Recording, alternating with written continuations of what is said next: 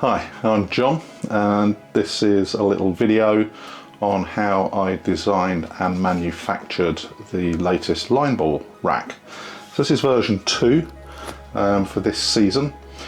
So the first thing we did was take a very accurate measurement of the width of the table between the side cushions, and then we went into CAD to work out how we would design this so that it could be 3D printed in sections. Now my 3D printer is a Prusa i3 Mark III with a 300mm table, and so the maximum section length was worked out for how we would do that. That design went into Tinkercad, which is perfect for a design like this, and then on to Prusa Slicer, where it was sliced up ready for print, and then on into the printer itself. So the way it's designed is in a number of sections. So the largest section is between these two joints, so it's basically 3 of the ball holders there, and we did 1, 2, 3, 4 of those. And then to complete the ball count, we needed to do an extra single section on each end. And then these were bonded together using a cyanoacrylate, basically a super glue, and we used a fast activator on that so that the joints dried as quickly as possible. So all of these sections were butt joint adhesive bonded together.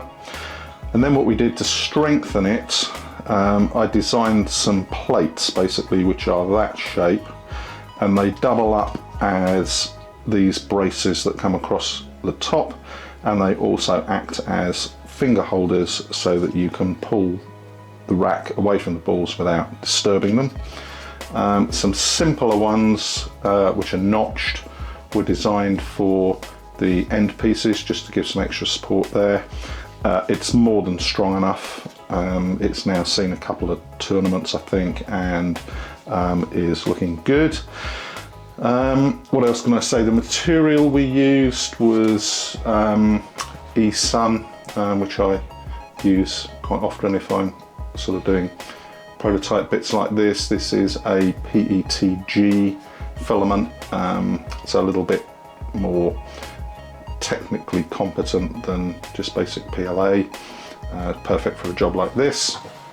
The layer height, I think we just did it in prototypes, that would be 0.3 layer height, so we didn't go too detailed on this because it just didn't need it. We needed to do it quickly.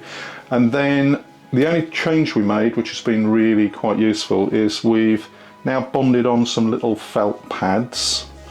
So what that means is that it doesn't leave any witness marks on the cloth.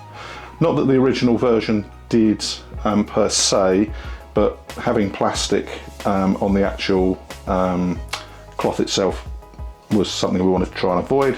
So we've put these little felt pads on, and in the last tournament they panned out really well. That's it. That is the line ball rack, prototyped and manufactured using 3D print. I don't think there were any problems with it. I can't recall there were. So onwards and upwards with Mark III if we need it. What do you think you would say would be the next step for the line ball rack to make it any better, more upgraded, or different? To be honest, it performed perfectly. It didn't leave any witness marks. It fitted the table perfectly. The finger pulls meant that it was really easy to retract without actually disturbing the line of balls themselves. I guess one thing that will eventually be required as line ball rolls out across different regions and different groups of people, there may be discrepancies in the widths of the tables between the cushions. So there may need to be some mechanism just to maybe extend or contract, so sort of some telescoping elements to cope with different widths, or some clips that could be put on the end. What else? Oh, no, I guess it could do with a case so that it doesn't get broken if it's not in use. So maybe some sort of tube to put it in.